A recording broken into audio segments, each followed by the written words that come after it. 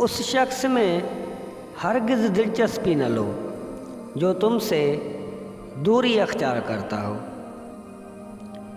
اگر تم بادشاہ ہو تب بھی اپنے والد اور استاد کی تعظیم کے لیے کھڑے ہو جاؤ۔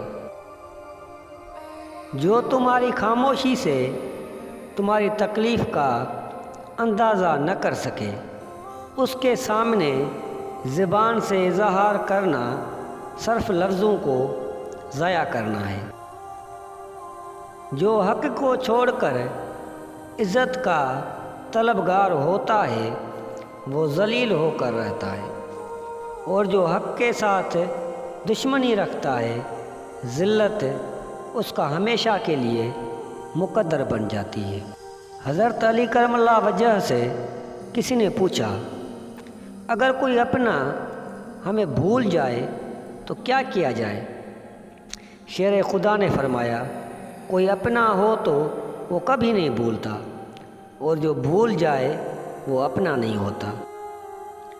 گناہ پر ندامت گناہ کو مٹا دیتی ہے، نیکی پر غرور نیکی کو تباہ کر دیتا ہے۔ حضرت علی رضی اللہ عنہ سے پوچھا گیا کہ جانور اور انسان میں کیا فرق ہے؟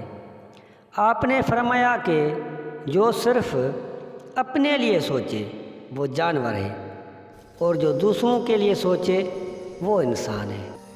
حضرت علی کرم اللہ وجہ نے فرمایا، دوست کی غلطی ریت پر لکھو تاکہ پانی اسے مٹا دے، اور دوست کے احسان پتھر پر لکھو تاکہ کوئی اسے مٹا نہ سکے۔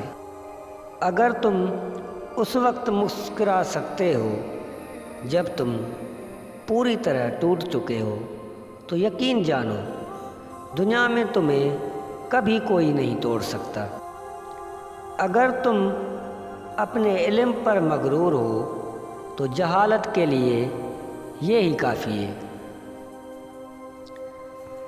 جب میرا جی چاہتا ہے کہ میں اپنے رب سے بات کروں تو میں نماز پڑھتا ہوں، اور جب میرا جی کرتا ہے کہ میرا رب مجھ سے بات کرے تو میں قرآن پڑھتا ہوں۔